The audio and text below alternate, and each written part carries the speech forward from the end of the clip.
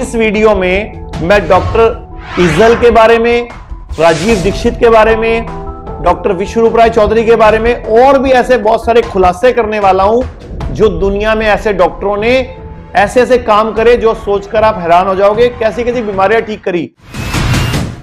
बिना एलोपैथिक दवाइयों के भी लोग ठीक हो सकते हैं, लेकिन उनकी आवाज को दबा दिया जाता है। इस वीडियो के जरिए मैं आपको कुछ ऐसी सच्चाइयां बताऊंगा जो आपने ना कभी सुनी होगी, ना किसी ने बताने की हिम्मत की होगी।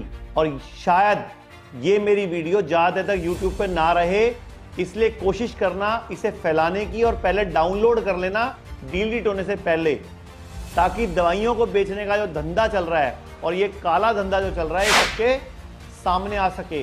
और इस धंधे को रोकने वाले और जिन्होंने भी इसको गलत साबित करने की कोशिश की, उनकी मौतें भी सामने आ सके।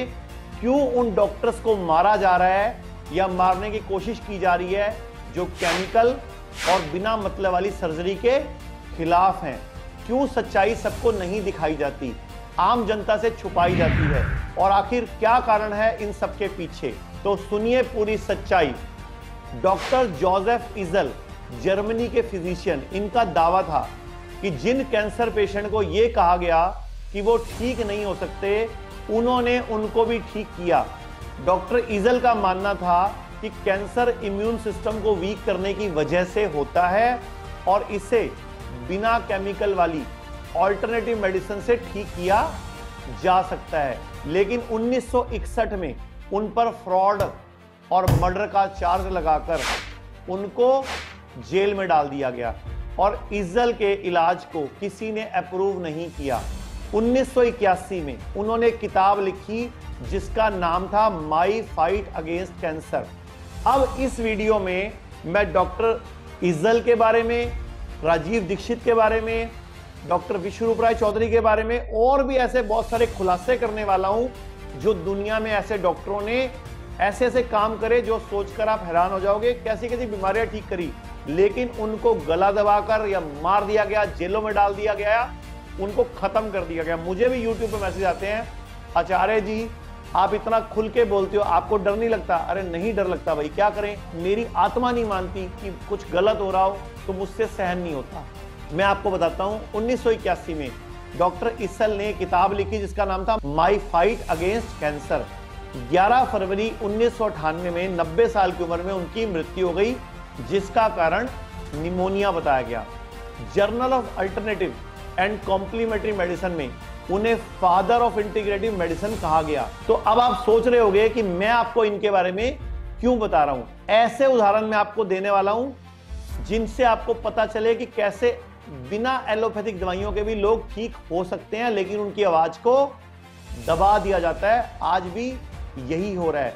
वो दिन दूर नहीं जब इंसान उस जगह पर खड़े होंगे जहां आज एक्सपेरिमेंट के लिए बेजुबान जानवर खड़े किए जाते हैं। आज हो रहा है कोरोना काल में ऐसा कि इंसानों को गिनी पिग बनाया गया। ऐसी ऐसी दवाइयां दी गई जिनका आज तक जानवरों पर भी परीक्षण नहीं हुआ, जिसमें मुख्यतः एड्स की दवाई है, रोपिनावीर है, रेमडेसिविर है। ऐसी बहुत सारी दवाइयां हैं जो आज तक एक्सपेरिमेंट नहीं हुई लेकिन इंसान पर यूज की हुई हैं।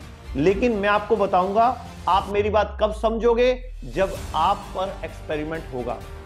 क्यों मीडिया सिर्फ एलोपैथिक दवाइयां, वैक्सीन, मास्क, सैनिटाइजर, डिसइंफेक्टेंट के बारे में बताता है?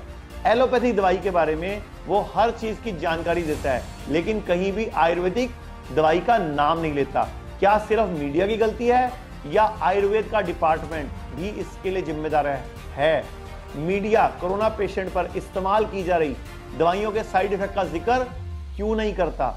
आपको जितनी भी दवाइयों के नाम मालूम है, शुगर की, बीपी की, जोड़ों के दर्द की, लीवर खराब की, आप एक काम कीजिए, नेट पर उस दवाई के सॉल्ट का नाम लिखिए और साइड इफेक्ट शब्द पूछिए, क्वेश्चन मार्क लगा के पूछिए, आपको सारे साइड इफेक्ट पता लगेंगे ऐसी ऐसी दवाइयों के जिनको आप कई सालों से खा रहे होगे।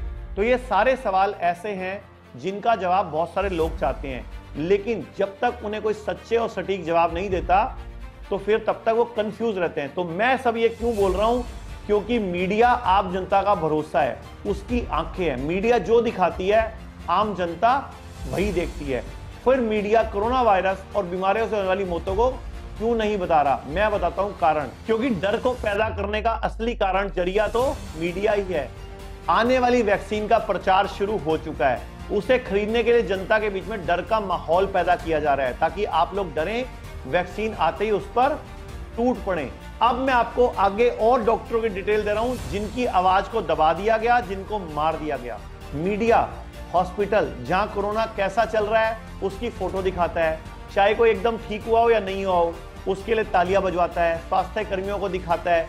लेकिन क्या आपने किसी न्यूज चैनल पर देखा कि मध्य प्रदेश के 23 जिलों में आयुर्वेदिक औषधि से 1563 कोरोना पेशेंट में से 1528 पेशेंट कोरोना से स्वस्थ हो चुके हैं। लेकिन इसमें भी एक झोल है, इनको सिर्फ आयुर्वेद नहीं दिया गया, 4 दवाइयां आयुर्वेद की और 3 दवाइयां एलोपैथी की दी गई। यही तो फ्रॉड हो रहा है कि आयुर्वेद के नाम पर भी अभी भी छुपाया जा रहा है सच।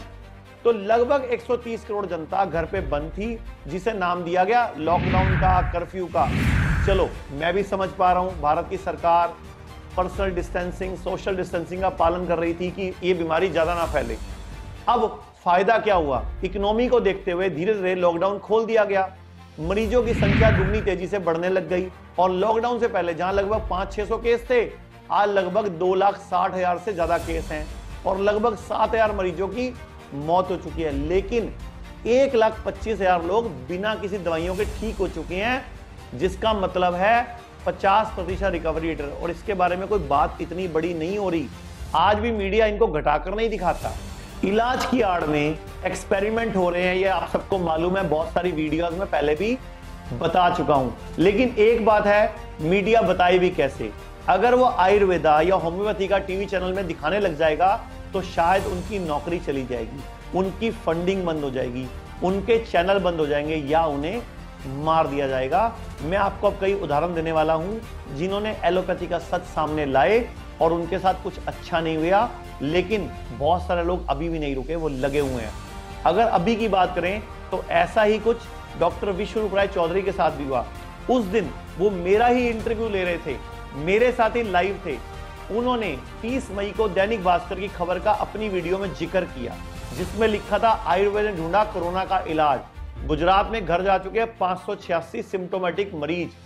सिर्फ इस न्यूज की वजह से उनका 12 मिनट के अंदर यूट्यूब से पूरा वीडियो डिलीट हो गया, पूरा यूट्यूब चैनल डिलीट हो गया, पूरा फेसबुक चैनल भी डिलीट हो गया, क्योंकि लोगों के बीच वो डर को खत्म करने की कोशिश कर रहे थे। और मुझे दुख है कि मेरे साथ बात करते हुए, क्योंकि मेरी संस्था में भी लगभग 150 आयुर्वेदिक डॉक्टर काम करते हैं, हम लोग की 100 से अधिक क्लिनिक है, इसलिए विश्वरूप जी और मैं एक वीडियो बना रहे थे कि हम लोगों के सामने ये ला सकें कि आयुर्वेद से कोरोना ठीक हो सकता है।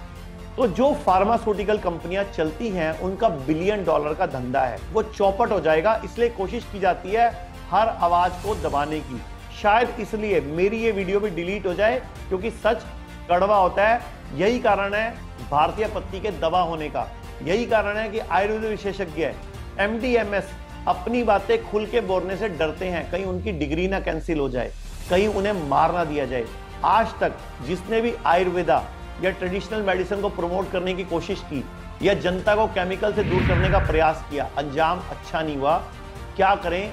कोई आप लोगों के लिए इतना सब क्यों करे? क्यों आपका भला सोचे? क्योंकि आप खुद ही अपना भला नहीं कर सकते। आयुर्वेदा या नेचुरल हीलिंग को प्रमोट करने वाले जितने भी लोग थे, उनके साथ बहुत बुरा बर्ताव हुआ, ना सिर्फ भारत में, जबकि भारत के बाहर के बहुत सारे देशों में। उदाहरण देता हूं, सबसे पहला नाम आता है राजीव दीक्षित जी का। इनकी 43 साल की उम्र में हत्या कर दी गई। किसी ने सोचा ऐसा क्यों हुआ? नहीं, क्योंकि आपको तो सिर्फ वीडियो देखने से मतलब है। आप लोगों को तो एलोपैथी चाहिए, वैक्सीन चाहिए, कोई केमिकल से दूर लेकर जाए, आपको समझ नहीं आता, आपको काला बाजारी समझ नहीं आती। जबकि राजीव दीक्षित जी को समझ आ गई थी, वो हर रोग को नेचुरल तरीके से ठीक करने पे जोर देते थे। इसीलिए उन्होंने स्वदेशी आंदोलन भी शुरू किया, इसीलिए उन्होंने आम जनता को छोड़ के किसी और का फायदा नहीं सोचा। और 30 नवंबर 2010 को जो रिपोर्ट आई कि उनके खाने में कुछ जहर मिला के उनकी हत्या कर दी गई। अब मैं आपको एक और सच्चाई बताता हूं, ध्यान से सुनिए। मशहूर डॉक्टर सैबी हॉर्न ड्रोन के हर्बलिस्ट, इनका कहना था कि दुनिया की किसी बीमारी को नेचुरल तरीके से ठीक किया जा सकता है और उन्होंने यह करके भी दिखाया। कैंसर, एड्स, आर्थराइटिस, SLE जैसी बीमारियों को बिना किसी केमिकल के नेचुरल तरीके से ठीक किया। लेकिन 10 फरवरी 1987 को इन पर आरोप लगा दिया गया, आप झूठे हो, चोर हो, आप लोगों को यह कहकर कि आपके पास इलाज है बेवकूफ बना रहे हो। इन्हें न्यूयॉर्क में अरेस्ट कर लिया गया, उन्हें कोर्ट ले जाया गया। जज ने 9 गवाहों की मांग की कि 9 पेशेंट लाओ जो आपने ठीक किए, लेकिन डॉक्टर सेबी ने 77 गवाह पेश कर दिए, वो भी डॉक्यूमेंटेड प्रूफ के साथ, और केस जीत गए। मई 2016 में डॉक्टर सेबी को एक बार फिर किया गया मनी लॉन्ड्रिंग के केस में, फिर झूठा फंसा दिया गया क्योंकि फार्मास्यूटिकल कंपनी का $1 बिलियन का बिजनेस खराब हो रहा था। इसीलिए 28 मई 2016 को उनको फिर अरेस्ट किया गया, खुद को निर्दोष साबित करने के लिए। एक बार फिर उन्होंने फिर जोर लगाया। 6 जून 2016 को वो फिर बाहर आए और बाहर आते ही उन्हें फिर री अरेस्ट कर लिया गया। इससे पहले कोई और सुनवाई होती, 6 अगस्त 2016 को उन्हें मार दिया गया और उनकी मृत्यु का कारण निमोनिया बताया गया। एक नाम है डॉक्टर बुर्जिन्स्की, पॉलिश, ये बायोकेमिस्ट थे। इन्होंने 1970 में एंटी नेपोलस्टन की खोज की। एंटी नेपोलस्टन केमिकल होते हैं जो यूरिन और ब्लड में पाए जाते हैं, लेकिन कैंसर पेशेंट के अंदर वो नहीं होते। इसलिए कुछ हेल्दी पर्सन से निकालकर कैंसर पेशेंट में डाल दिया जाए तो पेशेंट क्योर हो सकता है। 1970 से अभी तक ये लगभग 8000 कैंसर पेशेंट का इलाज कर चुके हैं, लेकिन इनके ऊपर भी वो इल्जाम लगे आप फ्रॉड हैं, इलीगल काम कर रहे हैं। बहुत कोशिश की गई उनका मेडिकल लाइसेंस रद्द करने की, लेकिन उन्होंने भी अपने गवाह पेश किए, जिनमें से एक सैन फ्रांसिस्को के पुलिस ऑफिसर सर्जेंट रिक स्किफ का नाम था। उनकी बेटी क्रिस्टन, जिसकी मौत 4 साल की उम्र में ब्रेन कैंसर से हुई थी, 29 फरवरी 1966 को इन्होंने बयान दिया कि उनकी बेटी का इलाज जाने माने हॉस्पिटल में चल रहा था, लेकिन डॉक्टर्स ने 2 ऑप्शन दिए कि आप बच्चे को घर ले जाएं और मरने दें, या फिर आप इसको यही छोड़ दें ताकि हम भारी मात्रा में रेडिएशन और दवाइयां देकर बचाने की कोशिश करें। सर्जेंट रिक शिफ ने अपनी बच्ची को बचाने की आस में उसको हॉस्पिटल में एडमिट करा दिया, जहां से उसको खूब मात्रा में केमिकल और रेडिएशन दिया गया। उसका स्कल, खोपड़ी 2nd डिग्री तक जल गई। सर्जेंट रिक शिफ ने बताया, जब हम उसके डायपर बदलते थे ना, तो रबड़ के ग्लव्स पहनने पड़ते थे, क्योंकि उसके पेशाब के अंदर इतना जहर हो जाता था कि हमारे हाथ जल जाते थे। 6 महीने बाद डॉक्टर ने बोल दिया, सॉरी, हम आपकी बच्ची को नहीं बचा सकते। लेकिन फिर भी सर्जेंट रिक शिफ ने हार नहीं मानी और डॉक्टर बुर्जिन्स्की के साथ, उनके साथ मिलकर उनको एंटी नेपोप्लास्टन की मदद से इलाज किया और बच्ची 9 हफ्तों में बिल्कुल ठीक हो गई। कैंसर का कोई सिम्टम उसके शरीर में नहीं रहा। लेकिन इसके बावजूद कुछ महीने बाद 29 जुलाई 1995 को बच्ची की मौत हो गई, और जो कारण सामने आया ना, वो कैंसर नहीं था, बल्कि उस रेडिएशन, उस केमिकल की वजह से दिमाग 2 टुकड़े हो गया था। ऐसा ही अभी कोरोना काल में हो रहा है। जो ट्रीटमेंट है ही नहीं, उस पर करोड़ों का खर्चा किया जा रहा है और लोगों की जान भी ली जा रही है। लेकिन जहां आयुर्वेदा से मरीज ठीक हो रहे हैं, उनका नाम लेने पर भी उसकी सजा दी जा रही है। हमारे बीच कई ऐसे इंस्टीट्यूट हैं, कई तत्व हैं, कई मीडिया चैनल हैं, कई गलत लोग हैं जो अफवाहें उड़ाते हैं, गलत इंफॉर्मेशन देते हैं, डर फैलाते हैं, जानबूझकर सही इलाज छिपाते हैं अपने फायदे के लिए, क्योंकि वो अपना धंधा खत्म नहीं करना चाहते। चाहे कितने भी इंसान एक्सपेरिमेंट में मर जाएं, वो अपने फायदे को देखते हुए आम जनता के बारे में नहीं सोचते। तो डॉक्टर नहीं सोच रहे हैं जनता के बारे में, इसलिए मेरी आप सबसे गुजारिश है, इस वीडियो को ज्यादा से ज्यादा वायरल करो, हर मोबाइल में पहुंचाओ, ताकि आम इंसान जो इस समय केमिकल की बलि चढ़ रहा है उसको बचाया जा सके। अपने भारत में आज भी गुलामी के कानून चल रहे हैं, गुलामी चल रही है, उसको खत्म किया जा सके। जी हाँ, गुलामी।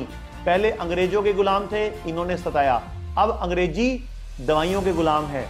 ये तो मैं शुक्र करूंगा इस वक्त मोदी जी भारत के प्रधानमंत्री हैं, जिनकी वजह से आयुर्वेद वाले इतना बोल पा रहे हैं और कुछ काम कर पा रहे हैं।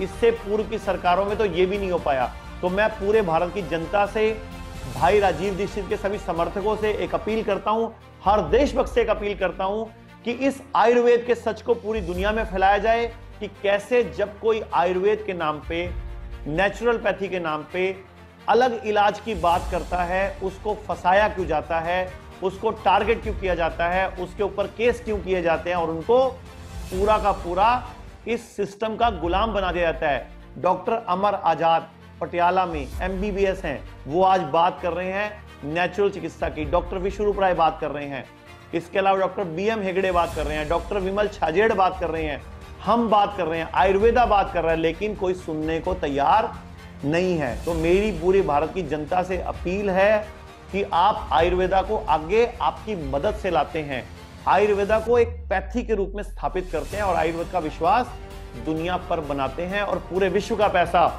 भारत में लाते हैं। लेकिन उससे पहले हमें आयुर्वेदा को लोगों को प्रूव करके दिखाना पड़ेगा, इसलिए हम जी जान से लगे हुए हैं। आप भी हमारा इन वीडियोस को फैलाकर साथ दीजिए। धन्यवाद।